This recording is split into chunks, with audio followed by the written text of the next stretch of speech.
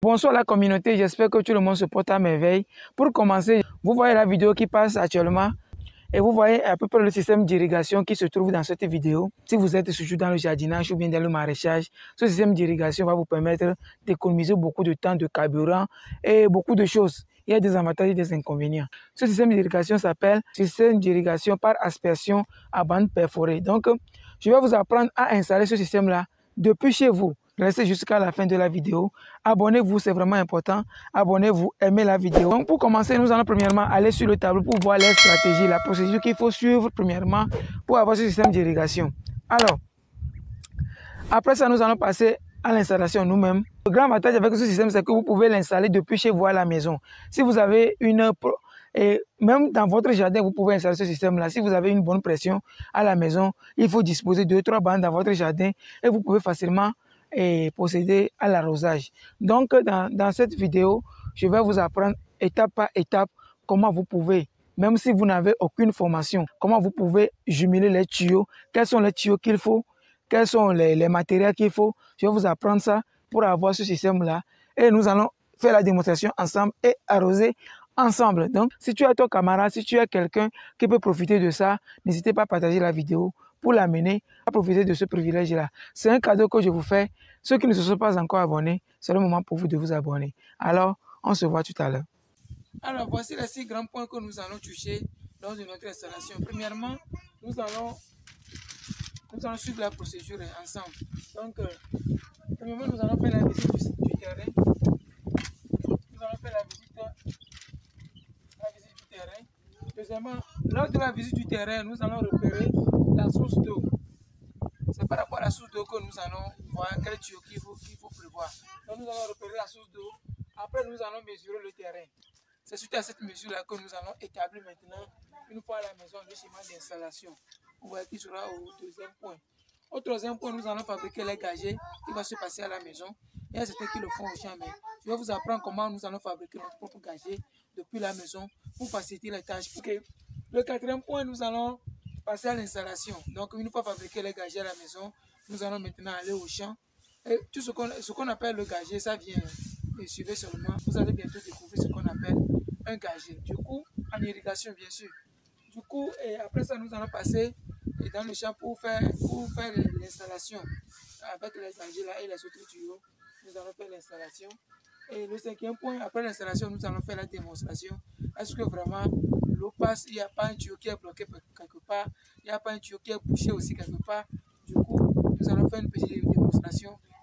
Et nous allons passer à l'arrosage qui est le sixième point. Donc, restez jusqu'à la fin. Nous allons faire maintenant.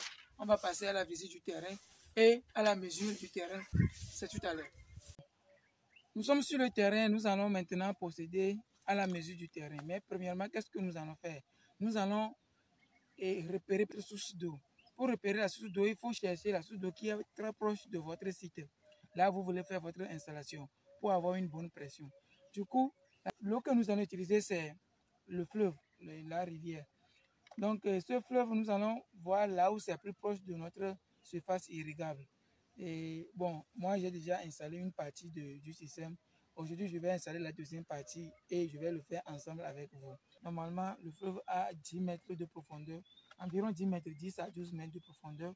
Donc, nous allons mesurer la distance de la source d'eau par rapport à notre surface. Alors, ici, j'ai mesuré 10 mètres. Nous allons voir à peu près le schéma du terrain et c'est suite à ça que nous allons dessiner notre propre schéma aussi. Il faut voir la disposition du terrain avant d'établir son propre schéma d'irrigation. Alors, c'est vraiment important.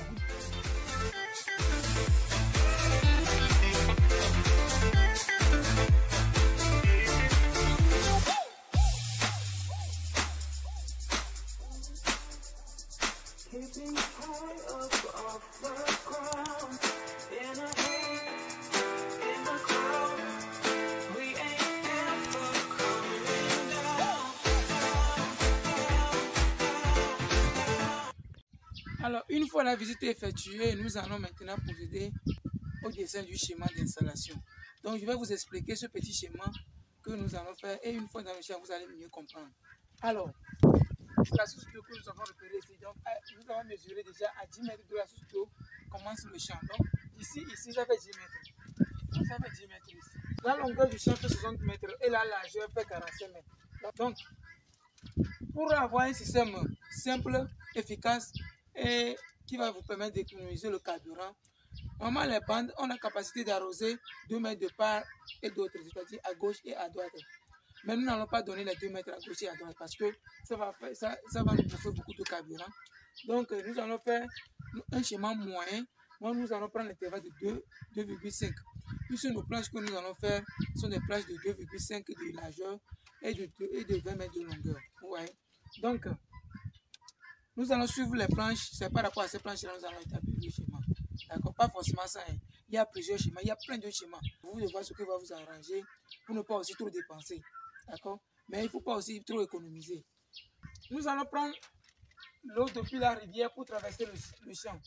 De la rivière jusqu'au niveau de partage, ça fait 30 cm. Les bandes vont disposer 20 mètres et 20 mètres ici. Donc ici, nous allons partager l'eau à droite comme à gauche. Je vous expliquerai plus tard pourquoi nous allons utiliser les tuyaux pression 50. Donc, on va utiliser 2 T ici, une vanne ici pour bloquer l'eau, laisser l'eau passer, ainsi de suite, une vanne 50 encore ici. Du coup, si nous allons arroser de l'autre côté, nous allons bloquer les 2 vannes là.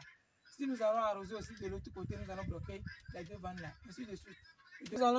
Nous avons fait le schéma avec intervalle 2,50 m. Mais nous allons prendre 2,6 m parce que le passage de la bande aussi va prendre 20 cm. J'espère que je me suis fait comprendre. Comme nous allons orienter l'eau de l'autre côté, des 2 côtés ici, le gazier que nous allons utiliser ici sera différent du gazier que nous allons utiliser ici. Nous allons fabriquer le gazier aussi plus tard. Il faut qu'on dessine le schéma d'abord. D'accord? Ok.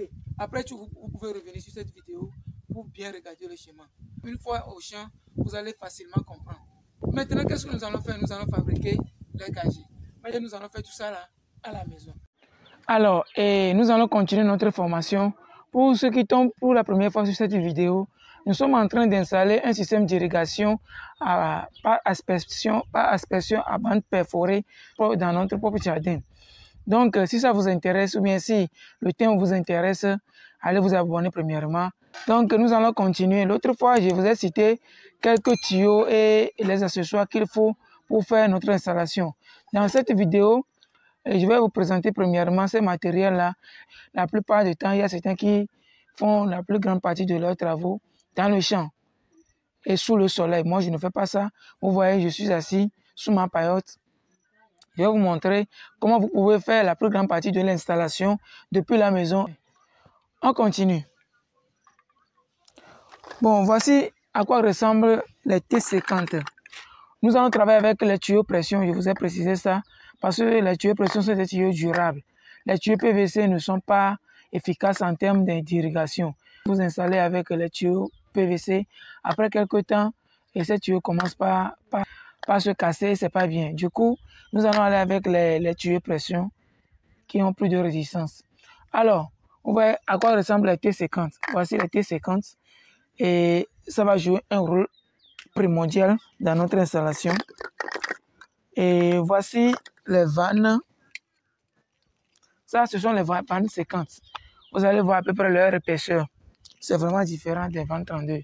Vous voyez leur épaisseur et leur grandeur. Ça, c'est vannes 50. Ok, voici les vannes 32. Vous voyez à peu près la différence, non? Ça, ce sont les vannes 32. Ne vous inquiétez pas, une fois dans le champ, vous allez encore bien voir clair. Ça, c'est les vannes 32. Voici les coudes 32. Ouais, ce sont les coudes 32. Il y a quoi encore? Ok, voilà. Il y a les réducteurs. Voilà. Ce sont les réducteurs 32 et les réducteurs 50-32. Vous les voyez. Les réducteurs 50-32. Ça, c'est en bout. Vous voyez. Voici le tuyau 32. Tuyau pression, bien sûr, 32. Les tuyaux 50 sont derrière, vous allez les voir au moment de l'installation. Pour le moment, nous n'avons pas encore besoin des tuyaux 50 ici. C'est avec les tuyaux 32 nous allons travailler déjà à la maison. Ok, on continue, reste quoi encore? Voici la colle que nous allons utiliser. Ça, c'est colle Tangite. J'aime trop cette colle parce que c'est une colle originale. Ce n'est pas la publicité. Hein. C'est ce que moi j'utilise et ça donne un bon résultat. Ok, Il y a quoi encore? Il y a quoi encore? Bon, on va continuer.